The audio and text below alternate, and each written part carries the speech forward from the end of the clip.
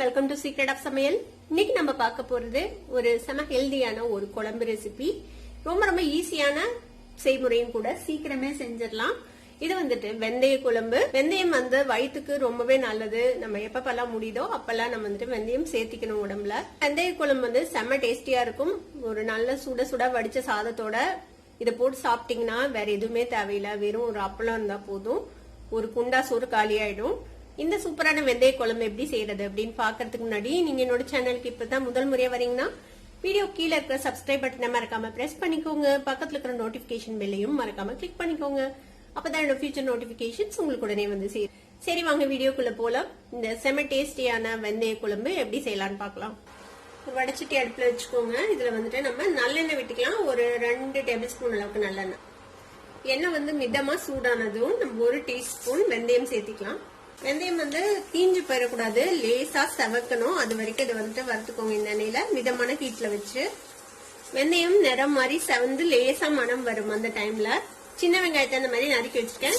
கொஞ்சமா கருவேப்பிலை அதையும் சேர்த்திக்கலாம். இது கூடவே ஒரு கை அளவுக்கு பூண்டு பல் உளிச்சு வச்சிருக்கேன், அதையும் சேர்த்திக்கோங்க. இந்த வெங்காயமும் பூண்டும் லேசா வதங்கினதும் ஒரு பாதி தக்காளியை இந்த மாதிரி பொடியா நறுக்கி வச்சிருக்கேன், அதையும் சேர்த்திக்கோங்க. இந்த தக்காளியும் இதோட சேர்த்து நல்லா சாஃப்டா வதங்கட்டும். அது வரைக்கும் வதக்கி விட்டுக்கலாம். தக்காளியும் ஓரளவுக்கு மேஷ் ஆயிடுச்சு பாருங்க. இந்த ஸ்டேஜ்ல நம்ம இந்த மசாலா பொடியெல்லாம் சேர்த்திக்கலாம். 1/4 டீஸ்பூன் மஞ்சள் தூள் சேர்த்திக்கோங்க. சாம்பார் பொடி ஒரு 2 டீஸ்பூன் சேர்த்திக்கலாம். மிளகாய் தூள் ஒரு 1/2 டீஸ்பூன் சேர்த்திக்கோங்க.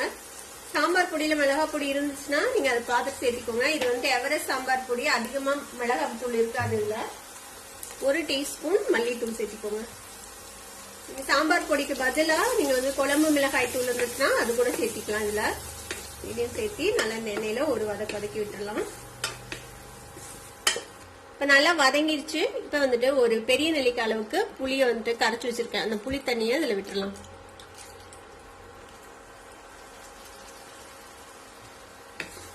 நல்லா மிக்ஸ் பண்ணி விட்டுருங்க. கூடவே கொஞ்சம் 1/4 கப் தண்ணி விட்டுக்கலாம். இந்த குழம்புக்கு தேவையான அளவுக்கு உப்பு சேர்த்திக்கோங்க.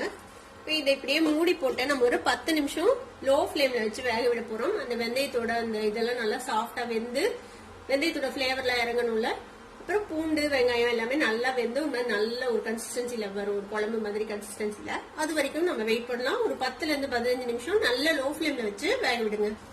ஒரு 10 நிமிஷம் கொதிச்சிருக்கு. நம்ம ஓபன் பண்ணி பார்க்கலாம். பாத்தீங்கன்னா தெரியும், நல்லா எண்ணெய் பிரிஞ்சிருச்சு. பூண்டு வெங்காயம் எல்லாம் நல்லா வெந்திருக்கும். இதுல ஒரு 1/2 டீஸ்பூன் அளவுக்கு நாட்டு சர்க்கரை சேர்க்கிறேன். நாட்டு சர்க்கரை இல்லைன்னா வெல்லம் எது வேணா சேர்க்கலாம். கொஞ்சமா சேர்த்துனீங்கன்னா ஒரு மாதிரி பேலன்ஸ்டா இருக்கும் இதோட டேஸ்ட். நல்லா மிக்ஸ் பண்ணி விட்டுறலாம். பாருங்க, ஓரளவுக்கு திக் ஆயிடுச்சு.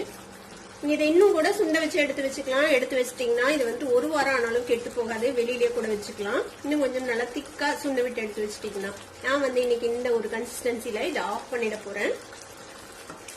இந்த வெல்லம் கரைஞ்சதும் நம்ம அடுப்பு ஆஃப் பண்ணிட வேண்டியதுதான். இந்த குழம்பு செஞ்ச உடனே சாப்பிடறதை விட சாப்பிடறதுக்கு ஒரு 2 மணி நேரம் முன்னாடியே இந்த குழம்பு செஞ்சு வச்சிட்டீங்கன்னா நல்லா அந்த வெந்தயத்தோட பிளேவர்லாம் இறங்கி நல்லா அந்த வெந்தயம் ஊறி நல்லா இருக்கும் சாப்பிடறதுக்கு. அதனால மத்தியானம் செய்றீங்கன்னா காலையில் நேரமே இந்த குழம்பு செஞ்சு வச்சிருங்க. அவ்வளவுதான், நம்மளோட வெல்லமும் இதுல நல்லா கரைஞ்சிருச்சு. நம்ம அடுப்பு ஆஃப் பண்ணிடலாம். நம்மளோட வெந்தய குழம்பு இப்ப சூப்பரா ரெடி ஆயிடுச்சு. இதை நல்லா சுட சுட சாதத்தோட போட்டு சாப்பிட்டு பாருங்க. செம்ம டேஸ்டியா இருக்கும். கண்டிப்பா செஞ்சு சாப்பிட்டு பார்த்துட்டு எனக்கு கமெண்ட்ஸ்ல ஃபீட்பேக் கொடுங்க. வீடியோ உங்களுக்கு பிடிச்சிருந்தா சப்ஸ்கிரைப் பண்ணுங்க. பக்கத்துல இருக்க பெல் ஐகானை கிளிக் பண்ணுங்க. அப்பதான் ஃபியூச்சர் நோட்டிபிகேஷன்ஸ் உங்களுக்கு உடனே வந்து சேரும். லைக் பண்ணுங்க, ஷேர் பண்ணுங்க. தேங்க்யூ ஃபார் வாட்சிங் வீடியோ. Bye bye.